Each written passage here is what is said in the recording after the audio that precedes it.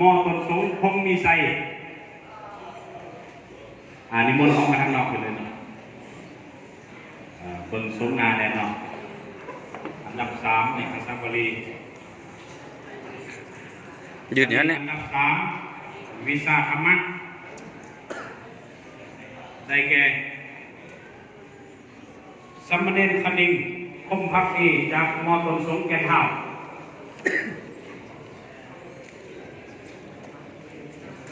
นี่แหละอันดับที่3เนาะวิสาวินัยอันดับที่3ได้แก่สัมมเนรสุริเดชทิลาภงมอต้นสงหงษา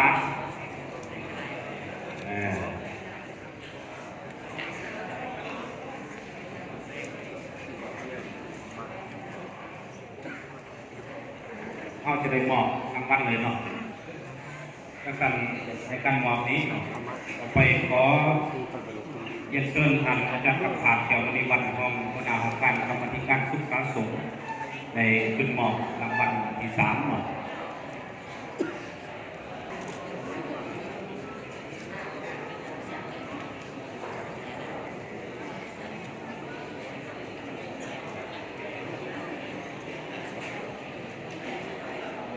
ออกเป็นของรางวัลก่อน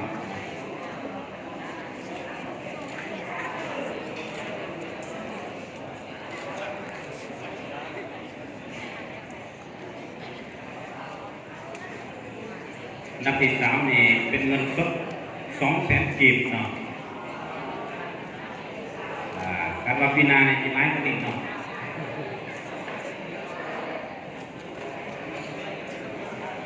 เราไปยังยื่นเหมือนมองให้ทั้งคณะทั้งที่สอบเป็นผู้นำข้าวเลยเนาะแยกเป็นเรื่องให้เลยเอาแต่รางวัลเลยใครพูดกันมาหนึ่ง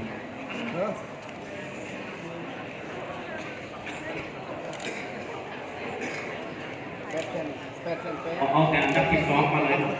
ที่2มาเลยเราไปยังยื่นกับหมอธรรมะยืนอย่างนั้นเนี่ยได้แก่มือให้ไปพระบุญทันวรมณีจากมอต้นสงบางไทย 1.75 คะแนนได้มาแล้วลูกศิษย์มหากำพันผู้สุดท้ายอันดับที่2วิสาวินัยอย่าเข้าตึมอย่าเข้ากันอย่าเข้ากันได้แก่สน.ภูซนคำสิงห์วานมอสสงสยามบุรี 1.9 คะแนนได้อันดับที่2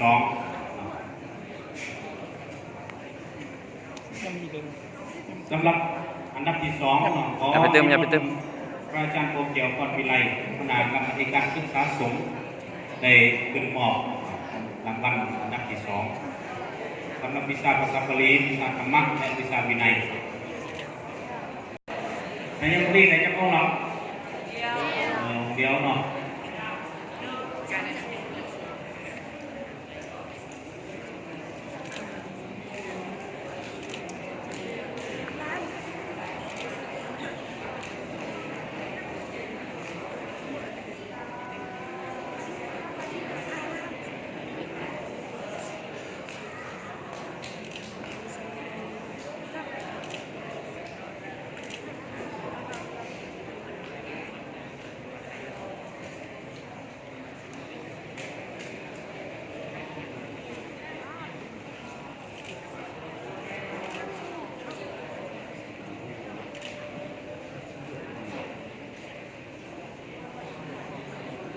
ให้พร้อมกันเอาพร้อมกันอนุโมทนาให้ที่2มาพร้อมกันก่อนยิ่งใหญ่ได้คะแนนอยู่ 6.5 คะแนนเป็นคะแนนที่สูงมากกว่าชาติกันวันนี้อันดับที่1วิสาขมัดได้แก่สัมมเนรดลที่ถูกทำจากมอสสงสยามบุรี 3.95 คะแนนโอ้เจ้าภาพนี่ควรเรียนกันเนาะเจ้าภาพเอาไปหมดแล้วบ่ วันนี้อันดับที่หนึ่งวีซ่าวินัยได้แก่สามเณรรัศมีเรียนศรีมอต้นสงปลาปลาย2.9 คะแนน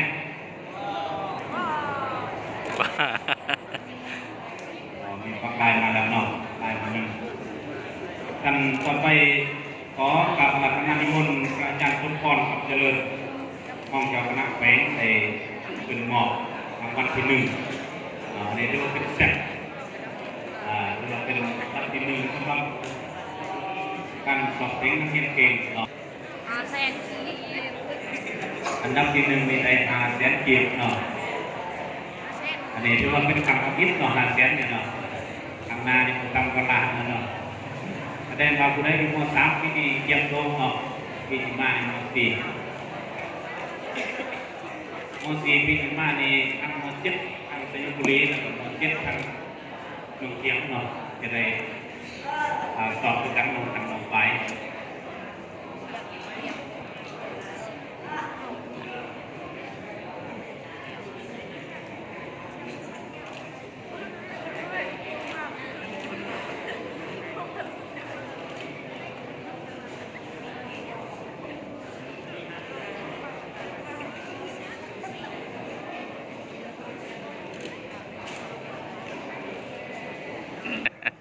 พอมีแห้ง ก่อนสายทองซุปจากของเขาสูงเมืองเพียงสามเณรนพลักษ์คงพระบง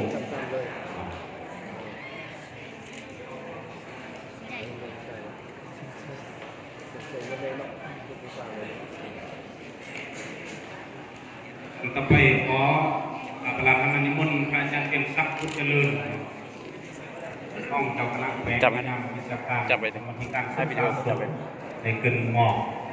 รางวัลชมเชยเนาะแต่จริงๆมันมีเป็นนับอยู่เนาะปี6ปีที่5เพราะว่าประกาศอะไรเนาะชมเชยเลยทางคณะกรรมการคณะรับผิดชอบจะได้ส่งรายชื่อให้เนาะประธานเรียนต่างๆหรือว่ามาสอบเสียงในที่นี้ผมมีเสียเดียวเนาะทั้งบริษัทรับที่1ที่2ที่3ก็ได้ชมเชยเนาะหรือว่าได้คนเรียนเนาะ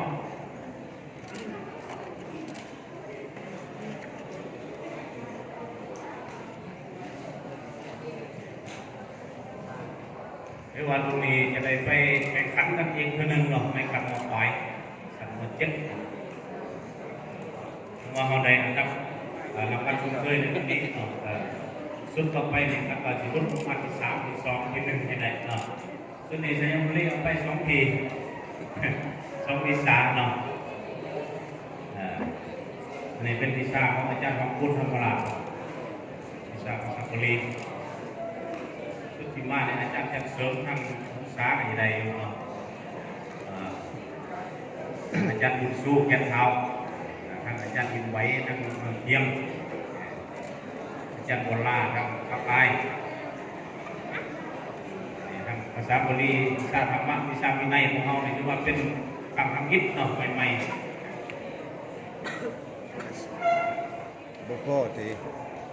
ประเทศรางวัลเลยคุณก่อนเลือดเอาอย่างนี้เลื่อนเหรอแกธรรมดาเก่าพวกนะแดดยังพวกไหนเลยทีมคนทำใดเราทำกันหน่อยยังพวกไหนสนอยังลองยกมือผมสนอสินไส้มันสินไส้ยังสนอแต่สินไส้มีหรอยกมือสักทีบ่สินไส้มาแล้วสนอนะสนอลาสินซ่าเอาคมไหมสนอนักละครสนอนกลักนี่สนอยังเอาคมเอาคมห้องซ่ามันทำมาซา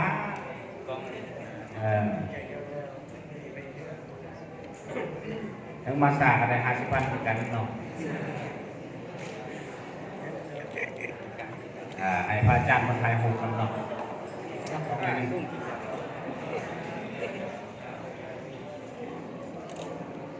แล้วปีนี้มีนักสอบทั้งหมดเอาอยู่12 18เนาะ3 6 18 เอาพร้อมกันอนุโมทนาสาธุกันเพิ่น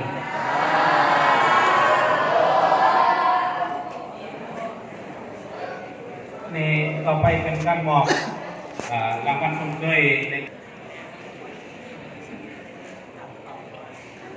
เจริญ จับมาอีกนะ นำจากการสะสมเลยเป็นมอบ ดิวยักไปอยู่ อันนี้ถามตอบเนาะจริงกับผมเป็นชมเชยหรอกเนาะคะแนนน้อยๆเขาซื้อ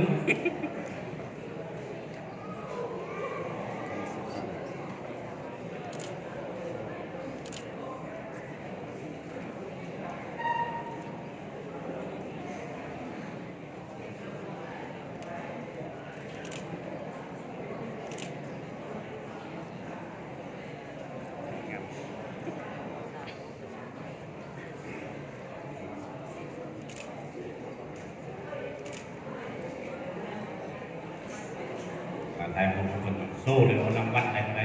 ยับเขา บริประกาศ ยับเขา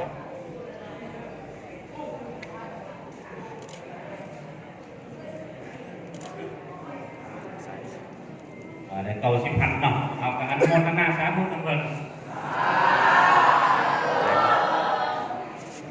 เอาเลยคืออันดับที่1นี่ได้แก่ตรงมีไสอันดับที่2ได้แก่มสสงฆ์สุรินทร์บุรีและอันดับที่3ได้แก่มสสงฆ์ปักหลายกันต่อไปขอเรียนเชิญท่านอาจารย์คำผาดเกี่ยวกับนิวัฒน์ห้องคณะกรรมาธิการศึกษาสงฆ์ในมีลำดับที่แตกต่างกันเนาะเริ่มที่1นี่ใน100,000ใน300,000ต้องมีไส้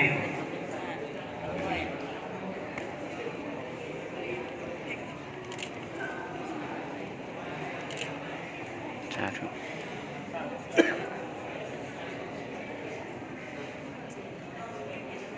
นัดที่2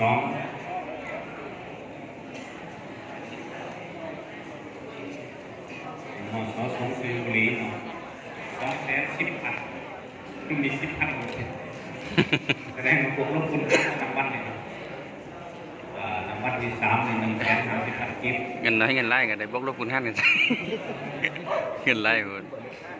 ออนไลน์เนี่ยอาจารย์คำมันจะยินได้เยอะเนาะ พอมีแห้งกับบักหลาย อะไรมีแห้งอยู่เนาะเอาของกันอนุโมทนาเพิ่น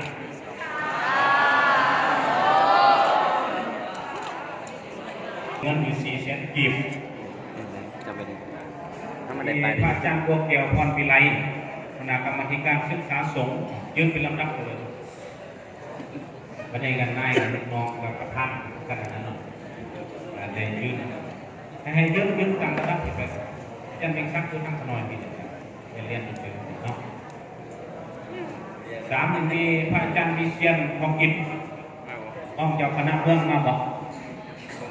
มีสมณเณรวัดนาเล่าบอกมามายืนแทนอาจารย์วิเชียร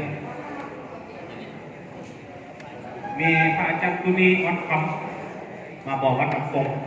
เอาสนอวัดปันปงยืนทักอาจารย์โมเกียวพูดสนอยืนสนอวัดปันปงเอามาองสนอคอนสวรรค์นี่ก็ได้นะอันก็จะจ้อยนะเอามาวัดปันปงไว้ไหมบอกว่ามีชั่วโมงสนอวัดปันปงเอามาองค์หนึ่งไว้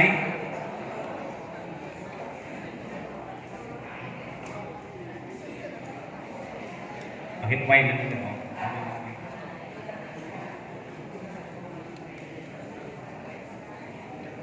ผู้ที่5เนาะพระอาจารย์สมพรวงศ์ดาวรพระอาจารย์สมพรวงศ์ดาวรกับพระอาจารย์สมพงษ์ศรีปะคำ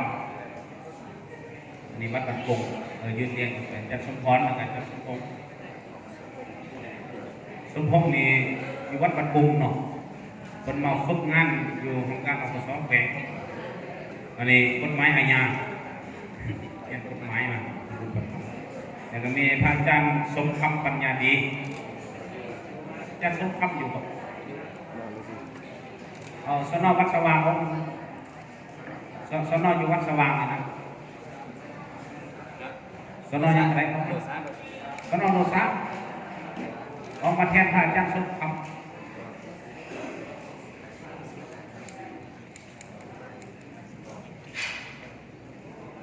วัดศรีบุญเฮืองปันใหญ่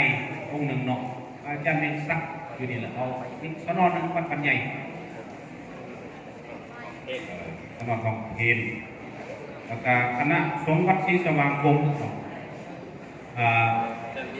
วันนี้มันพระอาจารย์เปลี่ยนพระอาจารย์ใหญ่ใหญ่จะได้ยังหลายกิโลเลยบรรลุประทับเป็น800,000เอาพระอาจารย์ทางคณะสงฆ์วัดศรีสว่างคง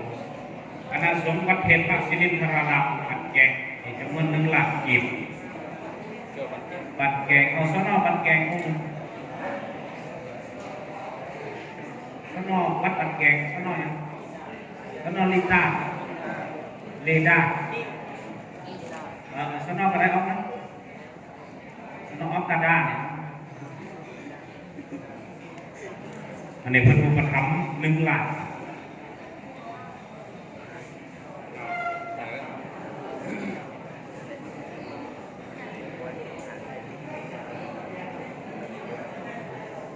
นิมนต์วัดบัดแกงไว้เด้ได้อยู่ไสออกมา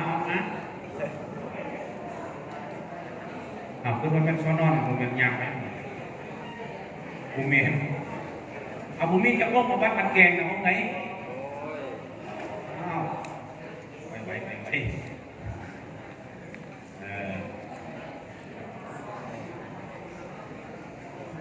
แล้วก็คณะสงฆ์จากวัดนาไฮวัดนาไฮเอาสนอนมาสวดเลย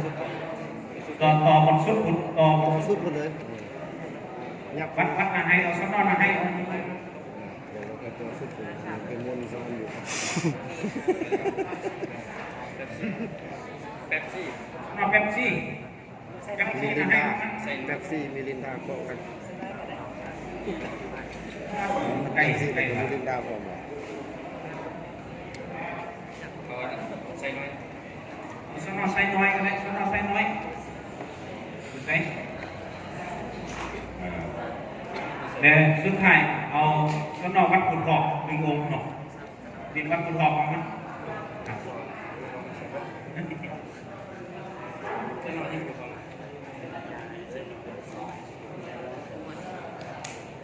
วัดกุฎหอกมากอะไร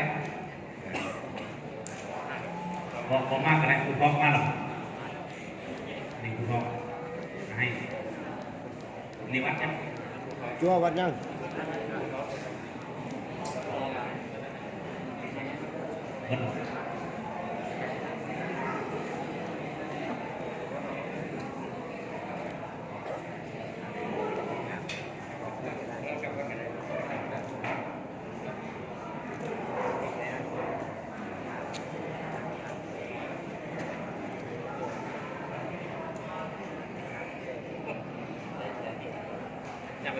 เพื่อเป็นเกียรติเราในการอุปถัมภ์ในแก่การสอบเสงในคดีทางนาในแก่คณะกรรมการศึกษาสงฆ์ในคดีขนาดยับเข้ากันวันนี้เลยเชิญท่านอาจารย์แสงอรุณสายบัวคำในมอบไปเกียรติคุณให้แก่ผู้อุปถัมภ์ในการสอบเสงนักเรียนเก่งนะครับต่อผู้วิทยาศาสตร์ในคดีเนาะ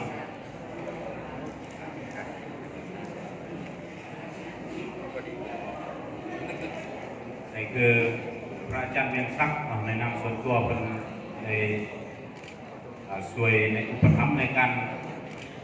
จัดพิธีในครั้งนี้เป็นเงิน400,000 กีบเนาะพระอาจารย์บัวเกี่ยวพันธุไลหัวหน้าคณะกรรมการศึกษาสงฆ์เราเป็นได้มอบจำนวน1,500,000 กีบ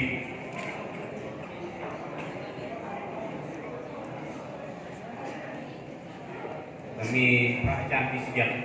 หอกหินของเจ้าคณะเมืองที่จะได้มอบ500,000 กีบอันนี้เป็นทางนาให้แก่พระอาจารย์พิเศษเนาะมีพระอาจารย์ผู้นี้อ่อนคำทางเจ้าที่การวัดปันปงจะได้มอบ500,000 กีบทางนาให้แก่พระอาจารย์อ่อนคำกุศลวัดปันปงแล้วก็มีพระอาจารย์สมพรวงศ์ละวรของวัดวงเมียงนครหลวงเวียงจันทร์ ในเพิ่นได้มอบอยู่300,000 กีบจะมีพระอาจารย์สมพงษ์ศรีปาคำวัดกันบุงมีจำนวน100,000 กีบ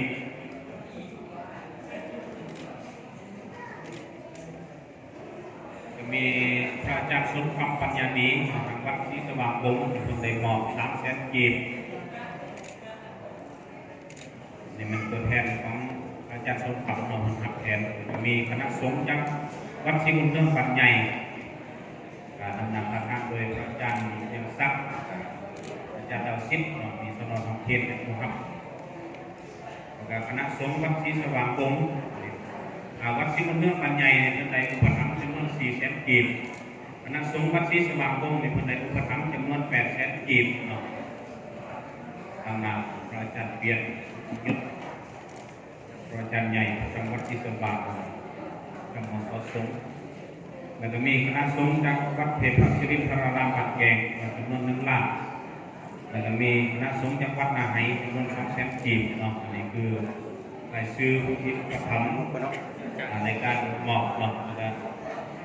ก็ไทยโหพิถึงลึกใดก็กองเงาคนนี้นะ ยับประกันเลยยับประกัน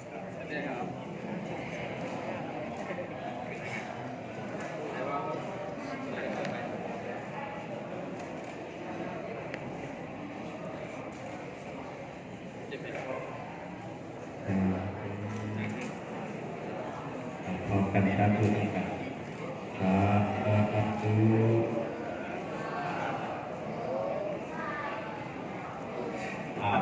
มีโมทนาในวันขึ้นคนหนึ่งเนาะ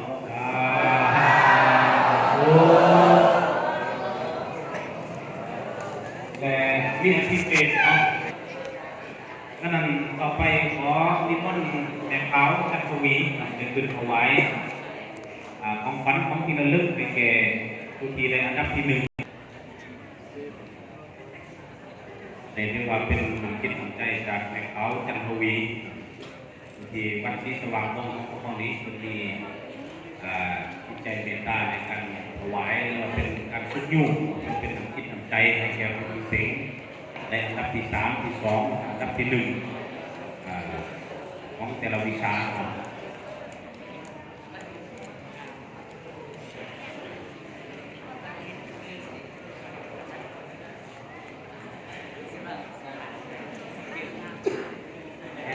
นั่งเอาหนักนั่งนานของกันอนุโมทนาสาธุในเขาพี่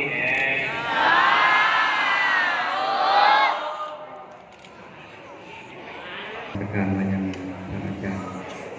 ทรงเจ้าพันธุ์วิไลตลอดการสร้างทรงอาจารย์เรียนคำเป็นเลยคณะกรรมการเทศโดยทางพ่อแม่ครูบาอาจารย์ทุกองค์ที่รับแทงมายังในตัวนักเรียนนักศึกษาทุกคนจะเดินพรมายังทางจากแสงอรุณสร้างโลกธรรมของผู้ในการคณะครูอาจารย์ทุกทางทุกคนที่ได้พอเพียงกันในสถานที่นี้